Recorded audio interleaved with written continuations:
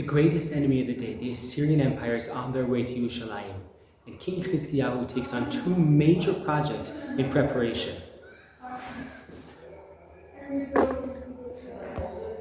We've seen this map before, but this is going to help us to understand what it is that Chizkiyahu prepares. The first one is, we want to make sure that, like in the times of David HaMelech, that no one's going to be coming through backwards through these water tunnels, and to make sure that the Assyrian army who comes, in the words of the Tanakh, why should they come and find water? Meaning, in order to lay siege to a city, the classic way to take Yerushalayim would be to surround the city and make sure that no one and nothing is getting in or out.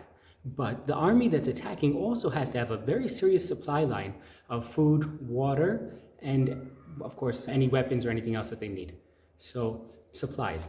As such, why should we help them and give them water? If they can conquer this area over here, or if they can get the water that's coming out to the Kidron Valley, then we've really done them a big favor, which is not exactly what we want to do.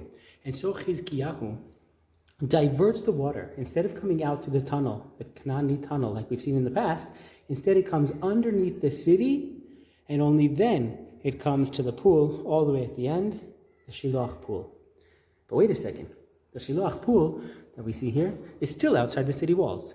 Well, that was Chizkiyahu's second project. His second project was to expand the walls, because now, even though this was the size of the city originally, when the northern kingdom of Israel was sent into Galus by Ashur, so there were still some people, of course, that were left. And so they're going to come to other areas, including to Yerushalayim.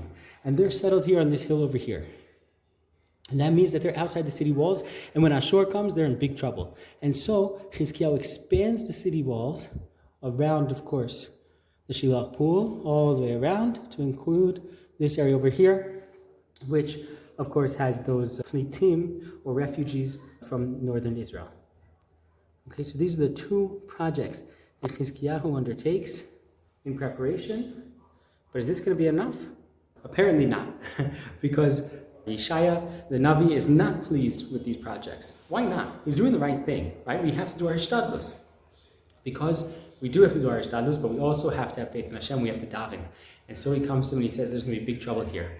But when Chizkiyahu davens to Hashem, right? Chizkiyahu knows that even if a sword is placed on your neck, there's still, of course, time to be able to do tshuva and to daven to Hashem. That's a sword that he gets from his father's father, right? David HaMelech, his ancestor. And so he knows there's always still time to be able to do tshuva and to daven and to get help from Hashem. And so that's what he does. Yeshayahu comes back to him and he says, don't worry, they're not going to be able to do a thing. And so these projects are good, but not alone. They can't stand alone. It has to be together with our emunah, bitachon, faith in Hashem, and tefillah.